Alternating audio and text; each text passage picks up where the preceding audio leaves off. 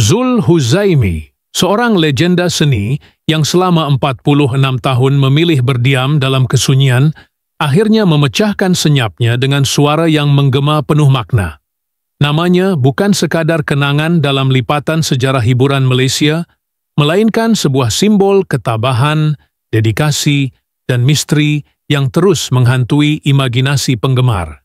Kini, di usia senjanya, ketika tubuhnya dikepung pelbagai penyakit, suaranya muncul bagai cahaya lembut di tengah gelap, mengingatkan kita semua tentang harga sebuah pengorbanan dan betapa rapuhnya kehidupan manusia di hadapan waktu. Lelaki yang pernah menggegarkan industri lakonan dengan karisma tak tertandingi ini, kini berbicara dengan nada yang penuh renungan. Setiap katanya seperti tetesan embun di daun kering, menyegarkan sekaligus menyentuh kalbu. Zul Huzaimi bukan sekadar bercerita tentang perjalanan hidupnya, tetapi membuka tabir rahasia yang selama ini menjadi teka-teki. Mengapa dia memilih untuk hilang dari keriuhan dunia hiburan? Apakah yang sebenarnya terjadi di sebalik senyuman ikoniknya yang dulu begitu memikat? Dunia gempar ketika suaranya kembali terdengar. Media sosial meledak dengan spekulasi dan nostalgia. Generasi muda yang mungkin hanya mengenalinya melalui klip-klip lama, tiba-tiba disedarkan tentang keagungan seorang aktor sejati. Zul Huzaimi bukanlah sekadar pelakon, dia adalah seniman yang mengorbankan segala-galanya demi seni. Tubuhnya yang kini lemah, dipenuhi penyakit, menjadi saksi bisu betapa kerasnya perjuangannya. Diabetes, tekanan darah tinggi, dan masalah sendi menggerogotinya, tetapi semangatnya tetap menyala-nyala. Dalam satu wawancara eksklusif yang menggemparkan, dia berkata dengan suara parau namun penuh wibawa. Saya diam kerana ada perkara yang tidak boleh dikongsi, tapi sekarang saya rasa sudah tiba masanya. Kata-katanya seperti petir di siang hari, membuka ruang untuk ribuan tafsiran. Apa yang tidak boleh dikongsi? Adakah ini tentang pengkhianatan industri? Tentang cinta yang hilang? Atau tentang pengorbanan diam-diam yang dilakukannya demi orang tersayang? Zul Huzaimi adalah sebuah teka-teki yang akhirnya mahu dipecahkan. Setiap detik hidupnya kini menjadi cerita yang berharga. Ketika dia bercakap tentang kesakitannya, ada ketenangan yang menggetarkan. Seolah-olah dia sudah berdamai dengan takdir. Tubuh ini sudah tua, tapi jiwa saya masih muda. Ujarnya sambil tersenyum, memberikan gambaran betapa kuatnya semangat seorang manusia yang tidak mahu dikalahkan oleh usia maupun penyakit. Masyarakat Malaysia, khususnya pencinta seni, kini menanti setiap kata yang keluar dari mulutnya dengan penuh debaran. Adakah ini tanda dia akan kembali ke layar kaca? Atau mungkinkah ini adalah perpisahan terakhirnya sebelum mengundur diri buat selama-lamanya? Apapun jawabannya, satu perkara yang pasti. Zul Huzaimi telah membuktikan bahwa keheningan bukanlah tanda kelemahan, melainkan sebuah kekuatan yang tersimpan rapi. Dan sekarang, ketika dia memilih untuk bersuara, seluruh negara terdiam, mendengar. Lama sebelum ini, ramai yang menganggapnya hilang di telan zaman. Tapi Zul Huzaimi bukan figura yang mudah dilupakan. Karyanya masih hidup, watak-wataknya masih dikenang, dan pengaruhnya tetap dirasai. Kini, di saat kelemahannya terdedah, justru disitulah kita melihat kehebatannya yang sebenar.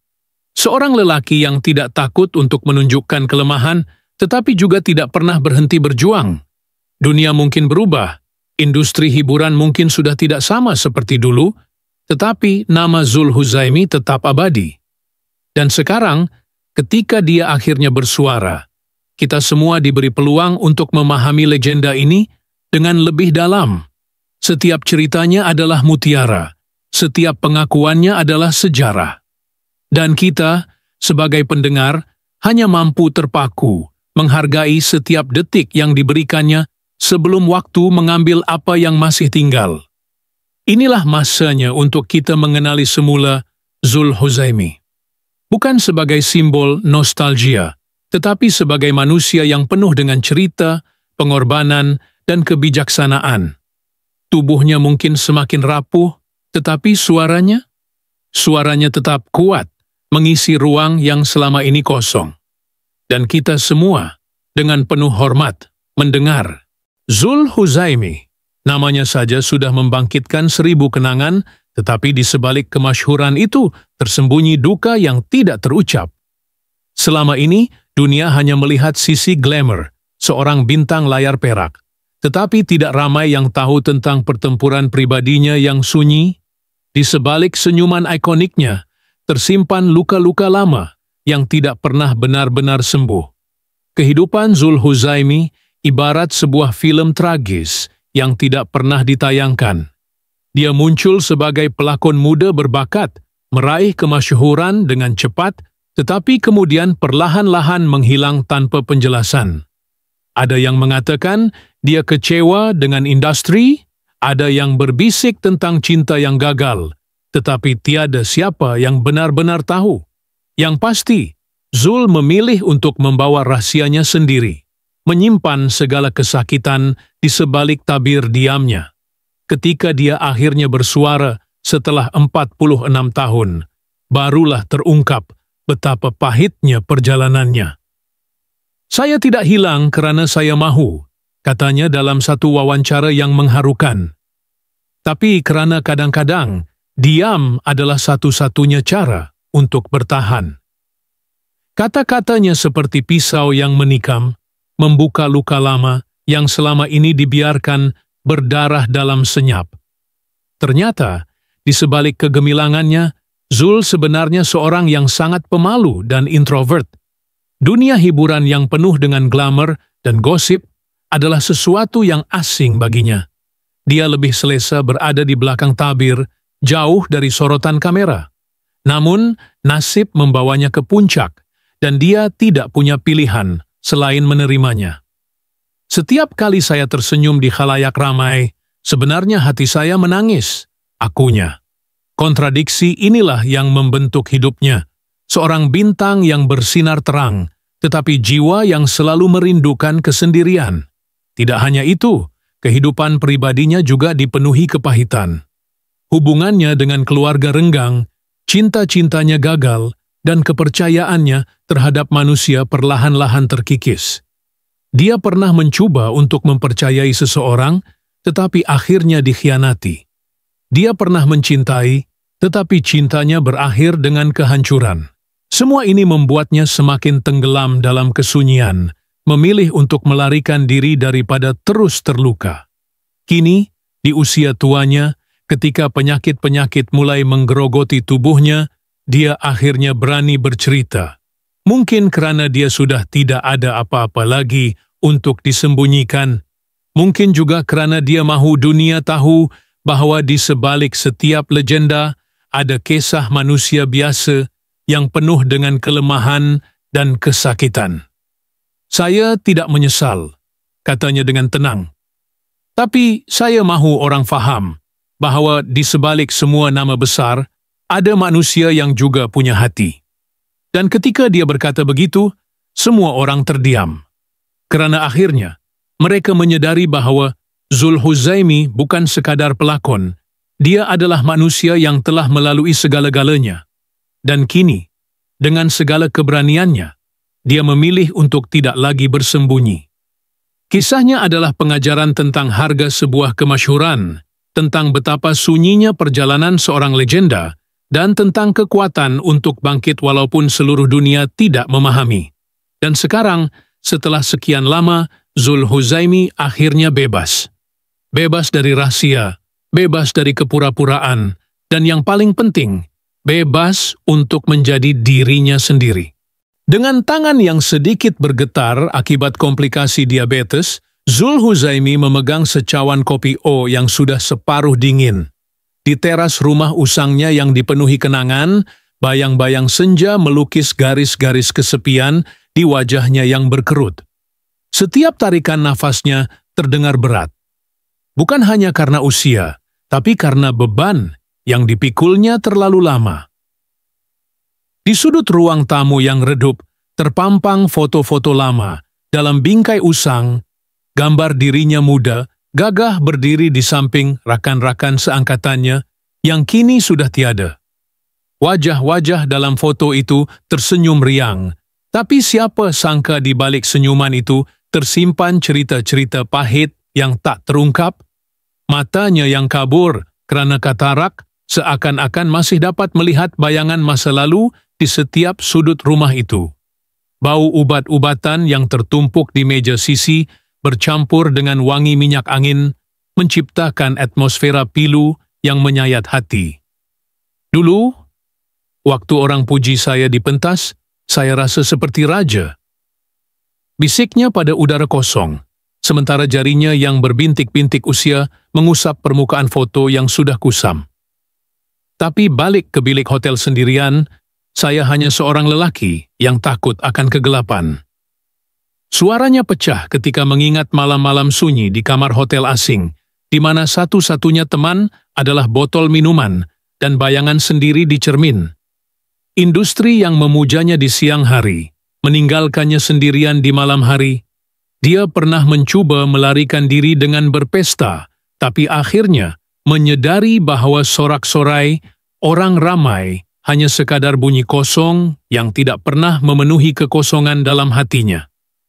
Di atas rak kayu yang lapuk, tersimpan skrip-skrip lama yang sudah menguning. Beberapa halaman ada yang koyak, mungkin kerana sering dibaca berulang kali dalam keadaan emosi. Salah satu skrip itu bertanda, "Harapan terakhir."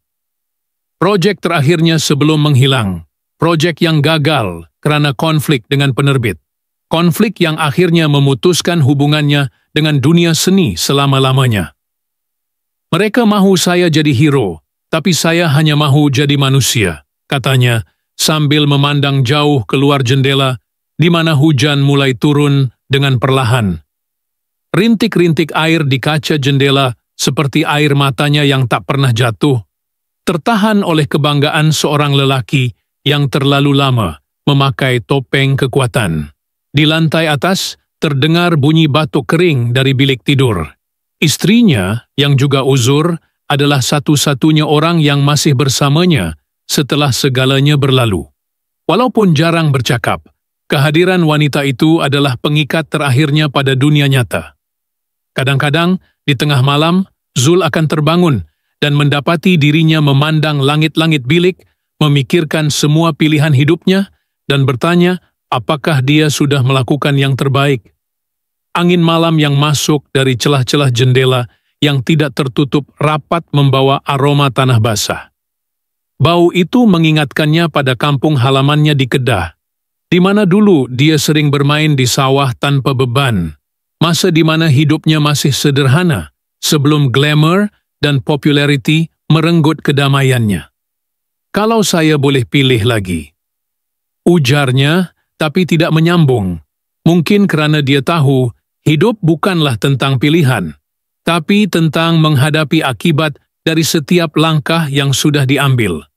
Dan di saat itu, dalam kesunyian rumah tua yang dipenuhi bayangan masa lalu, Zul Huzaimi akhirnya mengizinkan air matanya jatuh. Tidak untuk dikenang sebagai legenda, tapi sekadar sebagai manusia yang akhirnya jujur pada dirinya sendiri. Di sebalik almari kayu antik yang sentiasa dikuncinya, tersimpan sebuah kotak kecil berlapik kain baldu merah. Objek yang tidak pernah disentuhnya di hadapan orang lain. Bahkan istrinya sendiri tidak tahu apa sebenarnya isi kotak itu. Kadangkala, di tengah malam yang sunyi, Zul akan duduk termenung di hadapan kotak tersebut dengan ekspresi yang tidak dapat dibaca. Ada apa sebenarnya di dalamnya? Surat-surat cinta yang tidak pernah terkirim? Atau mungkin bukti tentang insiden misteri yang memaksanya meninggalkan dunia hiburan secara mendadak? Dia juga masih menyimpan sebuah telepon bimbit lama, model yang sudah tidak digunakan orang sejak 20 tahun lalu, di laci meja kerjanya. Telepon itu masih boleh berfungsi dan kadang-kadang berdering pada waktu-waktu yang aneh, biasanya lewat malam. Siapakah yang masih menghubunginya melalui nombor yang sudah lama sepatutnya tidak aktif itu? Setiap kali menerima panggilan, Zul akan masuk ke bilik store dan bercakap dengan suara yang terlalu perlahan untuk didengar oleh sesiapa. Ada satu malam istrinya secara tidak sengaja mendengar dia berkata, "Saya tahu, tapi bukan sekarang. Mereka belum bersedia untuk tahu." Di album foto pribadinya, terdapat beberapa keping gambar yang sengaja dikoyak separuh, seolah-olah ingin memadamkan kenangan tentang seseorang. Yang menarik, di setiap foto yang dikoyak itu, selalu kelihatan sepasang tangan wanita dengan cincin berlian berbentuk bunga yang unik di jari manisnya. Siapakah wanita ini?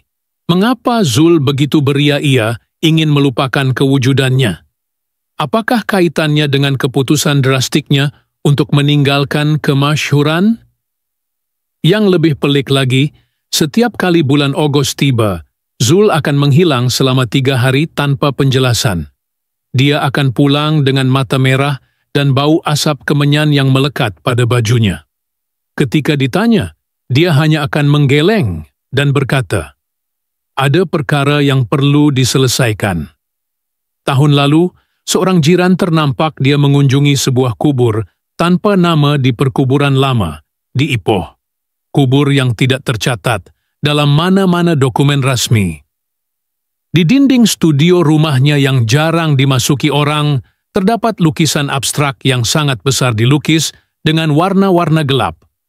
Jika diperhatikan dengan teliti, bentuk-bentuk dalam lukisan itu sebenarnya membentuk wajah manusia, wajah yang sama, yang muncul dalam mimpi ngeri Zul setiap kali dia demam tinggi. Siapakah individu ini? Mengapa bayangannya terus menghantui kehidupan seorang legenda yang sepatutnya telah menemui kedamaian? Dan yang paling mengganggu pikiran, kenapa setelah 46 tahun berdiam diri, Zul memilih saat tubuhnya semakin lemah untuk mula bercakap? Ada apa sebenarnya yang mendesaknya untuk membuka mulut sekarang? Apakah dia sedang mengejar sesuatu, atau mungkin sedang melarikan diri dari sesuatu yang lebih menakutkan? Dan pada suatu pagi yang kelabu, ketika kabus masih menyelubungi kampung halamannya di Kedah, Zul Huzaimi duduk termenung di beranda rumah kayunya yang sudah uzur. Tangannya yang bergetar memegang secawan kopi yang sudah kehilangan wapnya. Matanya yang kabur memandang jauh ke arah sawah-sawah padi yang terbentang. Di hadapannya tergeletak sepucuk surat yang baru saja diterimanya. Surat tanpa nama pengirim, hanya cap pos dari sebuah pekan kecil di Perak yang sudah lama tidak didengarinya. Deringan telepon bimbit lamanya yang misteri itu berbunyi lagi, kali ini di siang hari. Suara di hujung talian hanya berbisik pendek, sebelum garis itu terputus, meninggalkan Zul dengan ekspresi wajah yang tidak dapat dibaca. Perlahan-lahan, dia bangkit dari kerusinya dan menuju ke almari antik itu, mengambil kunci kecil yang selalu disimpannya di saku baju. Di luar, angin mulai bertiup lebih kencang, menggerakkan daun-daun pokok rambutan tua di halaman rumah. Bunyi ranting-ranting yang bergesel di atap rumah, seperti suara bisikan dari masa lalu yang enggan pergi. Istrinya yang sedang sakit batuk di dalam rumah memanggil namanya, tapi Zul seakan-akan tidak mendengar. Dia berdiri lama di hadapan kotak baldu merah itu, jarinya berhenti sejenak sebelum membuka kuncinya. Cahaya pagi yang temaram menerobos dari celah tingkap, menyinari debu-debu yang berterbangan ketika kotak itu akhirnya terbuka.